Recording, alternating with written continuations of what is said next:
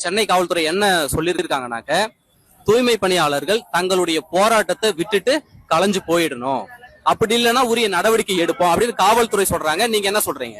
நாங்க எல்லாத்துக்கும் சம்மந்தப்பட்டு தான் இங்க வந்து உட்காந்து இருக்கோம். நாங்க வந்து 16 வருஷம் ஆகுது. 3500 சம்பளத்துக்கு நாங்க வந்தோம்.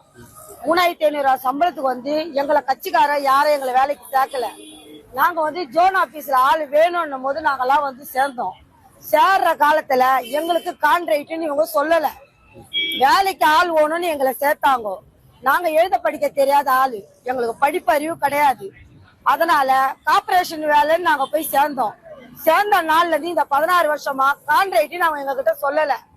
ஏன் அவங்க எங்க கிட்ட கான்ட்ராக்ட்னு சொல்லல? கான்ட்ராக்ட்னு சொல்லியிருந்தா நாங்க தனியார் கிட்ட போய் வேலை செஞ்சிருப்போம். இன்னைக்கு எங்களுக்கு ஒரு பிஎஃப்னு வந்திருக்கோம். எங்களுக்கு ஒரு நல்லது நடக்கும்னு நினைச்சுதான் நாங்க வந்தோம். இந்த 16 வருஷத்துல எங்களுக்கு எதுவுமே செய்யல. வரதா புயல்னு ஒண்ணு வந்தது. அப்ப நாங்க இறங்கி வேலை செஞ்சோம்.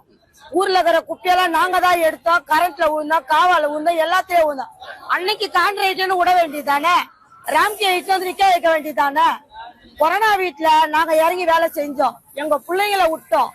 எங்களை நாங்க நினைச்சு பார்க்காத அளவுக்கு நாங்க கொரோனா வீட்டுல இறங்கி வேலை செஞ்சோம். எங்களுக்கு 15,000 தரேன்னு முதலமைச்சர் அறிக்கை விட்டாரு. எங்களுக்கு முதலமைச்சர் 15,000 தராருன்னு அறிக்கை விட்டாருன்னு நாங்க செய்யல. எங்க உயிரை பணைய வச்சு நாங்க செய்யற வேலைக்கு விசுவாசமா நாங்க வேலை செஞ்சோம். செஞ்சதுக்கு எங்களுக்கு எதுவுமே செய்யல. ஆட்சியில இல்லாதப்பவும் சொன்னாரு, நான் வந்தா உங்களை வந்து பணி நிரந்தரம் பண்றேன்னு சொன்னாரு. ஆட்சிக்கு வந்தோம் சொன்னாரு, உங்களுக்கு பர்மனன்ட் பண்றேன்னு. ஆனா செய்யல.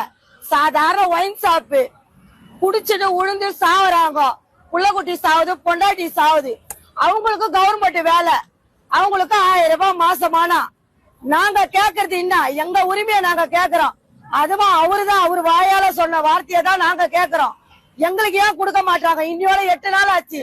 எங்க புள்ளக்குட்டியெல்லாம் விட்டுட்டு வந்து இந்த இடத்துல அவர் எங்களுக்கு ஒரு பதில் சொல்லாத, எங்க உயிரே போனாலும் இங்க இருந்து நாங்க போக மாட்டோம்.